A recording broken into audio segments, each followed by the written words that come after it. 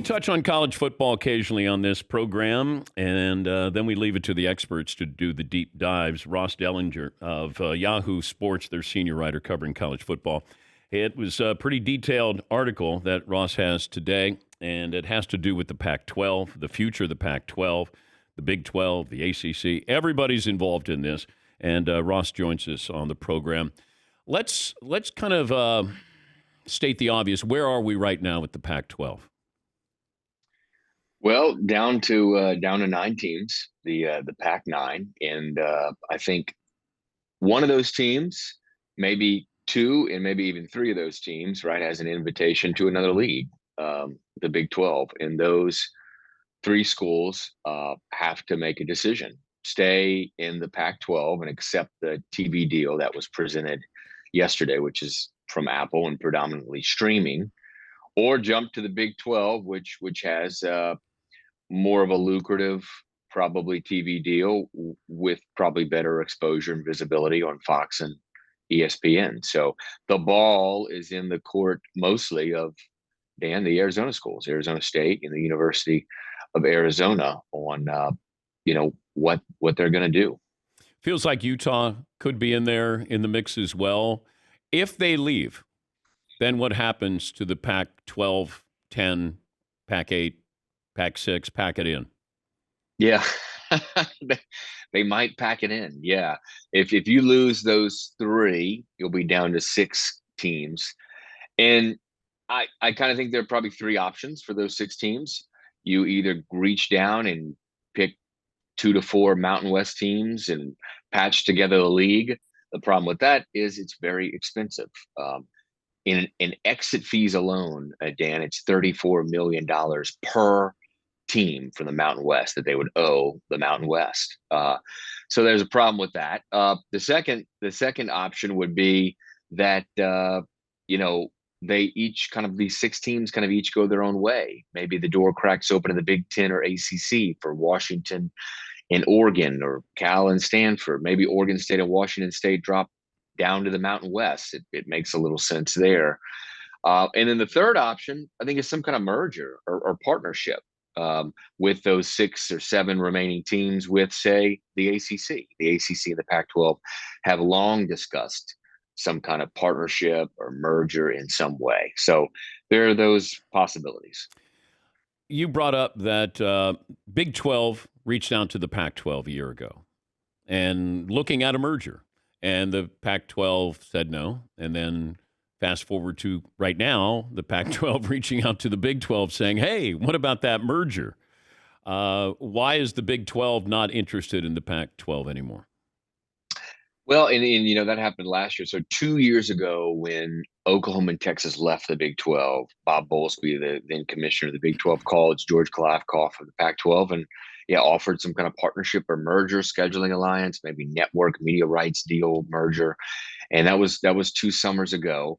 And Pac-12 said no. And then last year, when USC and UCLA announced they were leaving, George Kalafkoff called Bob Bowlesby and said, hey, how about that deal that I turned down? And Bob Bowlesby and Brett Yormark, who was just coming in as commissioner, said, no, thank you. And as someone put it, the conversation was very short. The Big 12 feels settled. I think last summer they felt settled in their new environment. They got four new members coming. They arguably have the best basketball conference in the country. They have a pretty solid brand from top to bottom, Dan. Arguably, they're the most kind of equal parity of any league in the country. They have fun football games to watch. I just think they're pretty comfortable in their current condition, and current situation, which wasn't the case 2 years ago, right? Oklahoma and Texas left, and they were in a full panic. But now it's a lot different. Ross Dellenger of Yahoo Sports, senior writer covering college football. What's college football look like in 5 years? Oh, man, I don't know what college football looks like in 5 minutes from now. It changes so rapidly. I'd have to say that the biggest thing is the athlete compensation issue, right? NIL has come to college athletics, and it is just kind of a short-term thing. I feel like it's kind of a temporary thing. One person in the NIL space And for those listening, name, image, and likeness, where athletes can earn money on endorsements and commercials, but as we turn out, are getting paid by collectives and donors. I think it's going to evolve into the next phase. And somebody in the NIL space said to me, NIL is an era, like the steroid era in baseball. There'll be an asterisk next to all the records and all the recruiting classes that were done in the NIL era. We're moving on to the next evolution at some point. Is that athletes get direct pay from schools as employees in some way? Is it a revenue sharing split with athletes? So that is going to change college sports, right? Because every school is not going to pay their athletes. Not going to have enough money to pay their athletes. Their presidents and academia people aren't going to want to do this. So that's going to change. And there probably is eventually going to be some kind of separation of the teams who will do it and do it at a high level and the teams who won't. But can you see an NFL model here where, let's not kid anybody, these are the best teams. They're going to be in. They'll schedule each other. You'll be in a division with these schools, and each year you'll be playing another division in another conference. I mean, it just feels like that's where we're headed, where there's the haves and the have-nots.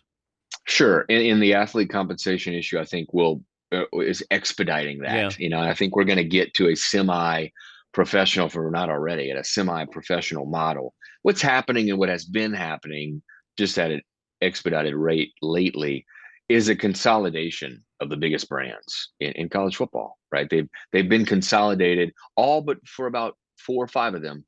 They've been consolidated into 2 leagues, the Big Ten and the SEC.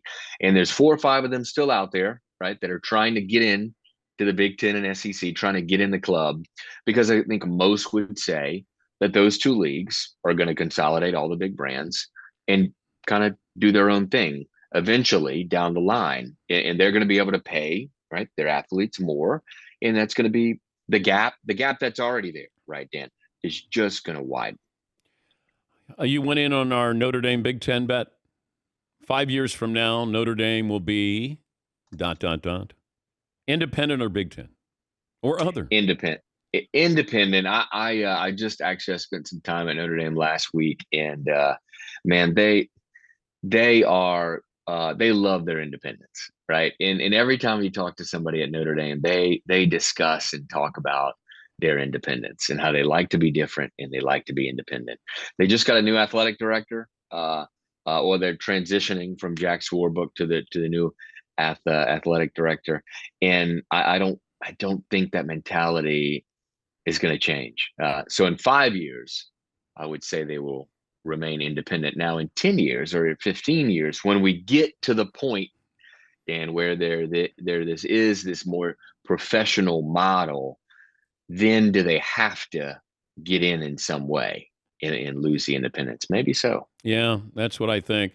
But with the playoff spots, they can stay on the outside and build up enough victories. They're Notre Dame that they'll qualify for a playoff spot. But it just feels like, they're the last holdout here of would they join? Why would they join? Would they join the Big Ten? And it just feels like it's inevitable, even though you're right.